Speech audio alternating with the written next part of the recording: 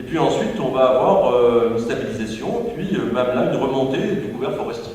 Alors ça correspond, c'est ce qui historiquement c'est à peu près vérifié, alors avec bien sûr c'est pas prédictif, hein, c'est quelque chose qu'on observe à peu près régulièrement. On observe ça, on a observé ça en Europe, on a observé ça en Chine, etc. Ben, il y a plusieurs facteurs qui vont jouer pour faire que la déforestation va s'arrêter. La transition démographique, le fait qu'on passe à une stabilité démographique, l'augmentation de la productivité agricole, la création de droits de propriété individuels, etc., etc. Et tout ça fait qu'effectivement, dans beaucoup d'endroits, les forêts augmentent. Alors, le débat technique épineux, c'est de dire, bon, réduire la déforestation, ça paraît tout simple comme ça. Oui, mais réduire par rapport à quoi? Par rapport à quelle période? Par rapport à quelle référence?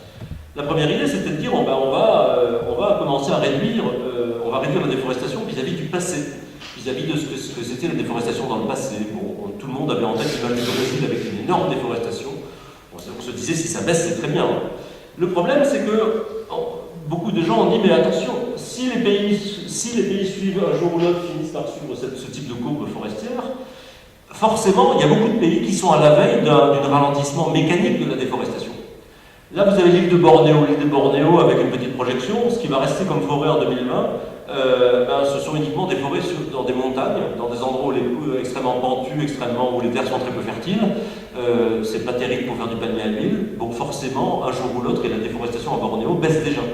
Elle baisse tout simplement parce qu'il n'y a plus assez de forêts pour continuer à déboiser au même rythme. Et qu'aujourd'hui, finalement, les zones où on pourrait déboiser sont beaucoup moins profitables pour l'agriculture, pour les plantations de riz, etc. Donc, les économistes rentrent en jeu et disent, mais on va payer, il va y avoir des effets d'aubaine, un effet d'aubaine passif, c'est-à-dire qu'il y a des tas de pays qui, de toute façon, vont se voir rémunérés, tout simplement parce qu'il y a plus assez, parce que la déforestation, quoi qu'il arrive, aurait baissé. Et puis, alors le deuxième problème, c'est de dire, c'est très bien que de payer pour la réduction de la déforestation. Ça peut marcher pendant une période, mais que se passe-t-il si la déforestation repart de plus belle la période d'après? Bon, là, on n'a toujours pas de réponse, effectivement, parce que la différence et le problème, effectivement, de la forêt, je vous en ai parlé tout à l'heure, c'est que vous pouvez toujours éviter la déforestation pendant un certain temps, mais si vous distribuez un crédit carbone qui est un droit à polluer, c'est-à-dire qui va servir à une industrie à émettre, à dépasser ses propres objectifs, à dépasser ses quotas, et que votre forêt, qui a généré ce crédit carbone, donc ce droit à polluer, votre forêt, finalement, 2 ans après, 3 ans après, ou 6 mois après, brûle, eh bien, vous avez perdu. C'est-à-dire que vous avez effectivement, vous avez 2 tonnes dans l'atmosphère, vous avez la tonne supplémentaire qui a été émise, disons, quelque part en Pologne ou en usine de charbon, et puis vous avez votre forêt qui a brûlé. Voilà. Et donc, c'est ça le problème, c'est le problème de la permanence, qui est un problème fondamental pour la forêt. Et alors, on a un autre problème, c'est qu'est-ce que c'est qu'une forêt? Est-ce que les palmiers à huile, par exemple, il y a un gros lobbying pour dire que les palmiers à huile doivent être éligibles, sont des forêts. Ce ne sont pas des forêts, je vous rassure, ce sont d'ailleurs le palmier à huile est une plante, du point de vue botanique, c'est pas un arbre, c'est pas un milieu. Mais ça n'empêche pas la Malaisie et l'Indonésie de faire absolument un lobbying forcené, et d'ailleurs avec des relais industriels pour essayer de faire pression pour dire les palmiers à huile sont des forêts, des plantations forestières. Alors, transition forestière, moi, donc je vais aller assez rapidement parce que j'en ai déjà parlé. Donc, risque d'effet d'aubaine. Si on commence à payer des gens pour réduire la déforestation, mais que ce pays se trouve par là, eh bien à ce moment-là, on sait que bon, il y a des chances pour que de toute façon la déforestation se réduise quoi qu'il arrive. Et l'autre problème, c'est que voilà ce que tout le monde avait en tête, c'est de dire, voilà, ça c'est la réduction de la déforestation. Voilà un peu l'idée, c'était de dire, voici un pays, voici comment la déforestation en moyenne évolue, hein, ça varie d'une année sur l'autre, ou en tout cas c'est pas stable. On fait la moyenne ici, on prend une période de référence convenue, on fait une moyenne de la déforestation, on traduit tout ça en carbone, bien sûr, ce qui suppose déjà pas mal de calculs, mais enfin on peut le faire. Et puis l'idée c'était pour le futur, c'était de dire quand, après la mise en place de règles de ce mécanisme, le pays va prendre des mesures pour réduire la déforestation va baisser. Et à ce moment-là, voici, la ligne rouge ici, c'était la moyenne de la déforestation passée. Là, nous avons une nouvelle moyenne qui est plus basse. Donc nous avons ici une différence, et l'idée c'était que cette différence, qui était une différence en termes d'hectares et de surface, soit traduite en termes de carbone et donc de volume de carbone, et que l'on rémunère, soit par le marché, etc. Mais, voyant cela, un certain nombre de pays, un certain nombre disons, notamment des pays d'Afrique centrale, mais aussi des pays d'Amérique du Sud, ont dit, mais nous, on n'est pas d'accord. On n'est pas d'accord parce que pour l'instant, le Guyana par exemple a dit ça, pour l'instant, Guyana, 0% de déforestation pratiquement, depuis quelques années. On dit finalement, nous, on n'a rien à gagner dans ce système. Nous ne voulons pas d'un système parce que nous n'avons pas déboisé. Pour l'instant, nous n'avons pas commencé notre cycle de déboisement. Et nous allons par contre commencer à déboiser parce que nous avons des besoins de développement importants. Donc, ce que nous voulons, c'est un système qui ne regarde pas vers le passé, mais qui regarde vers l'avenir. C'est-à-dire que nous ne soyons plus déforestation par rapport au passé, mais un système comme ça. Alors, le système comme ça, c'est quoi? Ben, c'est ce qu'on appelle, c'était la proposition qui est sur la table, c'est de dire, voilà, la déforestation donc, va évoluer, on va faire notre courbe de tendance. Simplement, comme nous avons des besoins de développement, il faut penser que si le scénario business as usual, si nous ne faisons rien, c'est-à-dire les pratiques habituelles, eh bien, ce serait une projection. Ça sera à ce moment-là, on passe dans le monde de la futurologie, on passe dans le monde des prédictions. Eh bien, voici ce que serait, disons, la déforestation, c'est ce qu'on suppose, sans incitation, sans compensation, sans mécanisme réel.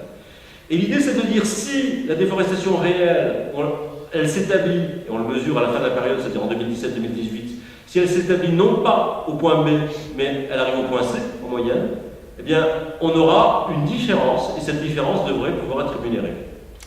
Alors là, on voit que les choses commencent à se gâter, parce qu'on comprend très bien que là, ça veut dire quoi? Ça veut dire qu'on a plus de déforestation réelle, puisque vous voyez que effectivement, la tendance à la déforestation augmente, mais on a déboisé plus, mais moins que la prévision. Et voilà le truc. Donc ça veut dire que selon la manière dont vous faites votre prévision, votre prédiction, parce que ce n'est pas une histoire de plusieurs scénarios, c'est un scénario, eh bien vous allez pouvoir dire, finalement j'ai évité le pire, et la déforestation certes a augmenté, mais j'ai beaucoup réduit par rapport à ce que cela aurait pu être. Et alors là vous voyez tout le problème. Qui va faire est-ce qu'on peut prédire effectivement ce que sera la déforestation future? A-t-on des modèles pour cela? Va-t-on éviter, effectivement, peut-on éviter la manipulation de ces scénarios? Qui va faire les scénarios, etc. Et puis, bon, là, quand même, vous voyez que si on distribue des crédits carbone dans cette affaire, ben, vous avez à la fois plus d'émissions et plus de crédits, et plus de permis à polluer. Plus de pollution, plus de permis à polluer. Ce qui, effectivement, alors quand les gens ne connaissent pas trop le débat, ils disent, mais attendez, comment il n'est pas question d'accepter ce système? La Commission européenne, d'ailleurs, a les plus grandes réticences parce qu'ils ont commencé à comprendre ça. Ils ont dit ça, c'est une affaire qu'on ne veut pas voir jusqu'en tout cas dans le système européen ETS. On ne veut absolument pas de ce système. On n'achètera pas de crédit carbone. Aucune entreprise, aucun pays ne pourra acheter des crédits RED, au moins jusqu'en 2020 pour l'instant, parce qu'on négocie sur 2020, parce qu'on voit très bien effectivement le problème qui se pose.